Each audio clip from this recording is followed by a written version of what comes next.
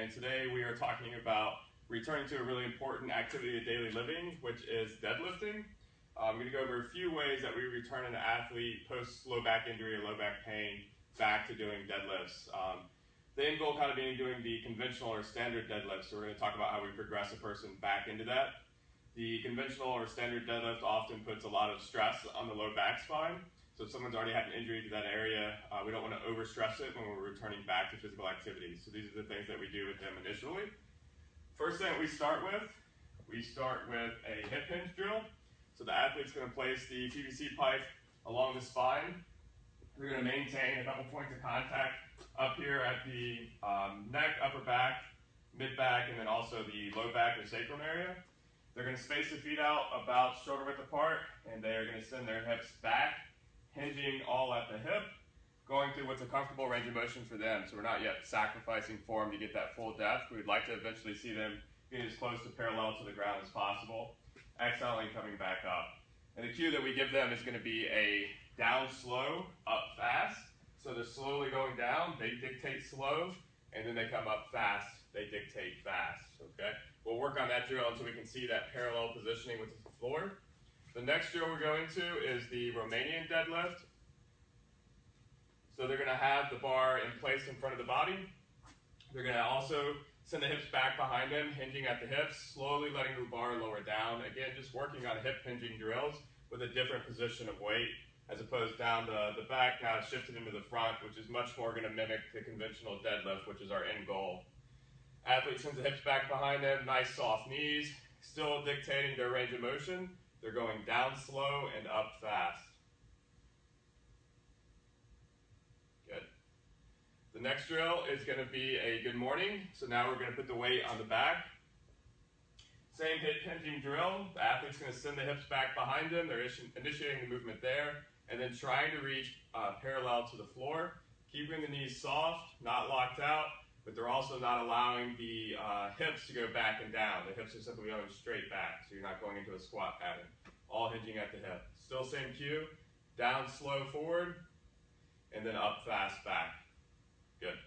And then once they're able to reach that parallel position with the hip hinge, we then move on to our next actual weighted deadlift, which is going to be a kettlebell neutral grip deadlift. I like this one because it puts the weight on the side, directly beside the athlete, and they're not lifting from in front of the body yet, putting an excessive stress on the low back. The setup is basically what we teach as an air squat. They're going to air squat down to the position of the kettlebells. They're going to grip the kettlebells with a full grip. They're going to initiate having the same speed with the hips and the chest coming up. The full upright position, looking for the hips to go forward. And then they're going to go back down slow, hips back first, hinging there first, then letting the knee bend come through. Exhaling, standing back up. Same cue, athlete goes down slowly, and then up fast. Good. So that is the first weighted movement we'll go into. The second weighted movement that we're going to go into is going to be a Jefferson deadlift. And this one would typically, most likely be weighted, but we're using a PVC pipe for this demonstration. Jefferson deadlift, the athlete starts parallel to the bar. They're then going to rotate their feet either to 10 o'clock or they can rotate their feet to 2 o'clock. That's totally about comfortability for the athlete. You decide which way you want to rotate, and we have our athletes try this position out a few times first. Once they get into that position, they're going to air squat down to the bar. Hips go down and back, knees go slightly forward. They're going to have a switch grip on the bar. Usually the front hand's going to be in a supinated position, posterior hand's going to be in a pronated position. And she's doing a really good job of keeping her hips down and back. We want to be fully in that pocket as much as possible. The further forward the athlete goes and the weight shifts on the balls of the feet, the more stress we're going to put in our low back. So she's going to sit down and back in the hips just like an air squat. She's going to exhale standing up fast, down slow, still using that same cue. Go ahead.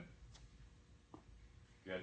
We like this one because it still allows the athlete to figure out how to generate leverage on the bar while pulling from the ground, which is a very important activity of daily living, as well as transitioning back into deadlifting. So the Jefferson deadlift is probably one of our most favorite deadlifts, and then it also adds in a rotational aspect as well. After the Jefferson deadlift, we go to a sumo deadlift. Again, most likely weighted. We're just showing in this video with a PVC pipe. The bar is going to start for the first time in front of the athlete. And this will be the first weighted position in the forward position for the athlete that we're doing. She's going to have her feet initially at an air squat position, so feet shoulder width apart. She's then going to separate about 2 to 3 inches on each foot. She's going to slightly externally rotate each foot. Reason being, if she maintained a forward positioning and she goes to squat down, she's probably going to get a bit of valgus in the knees caving in. We don't want that to happen, so she wants the knees to track directly over the ankles. That's all I'm looking for, okay? She's going to air squat down.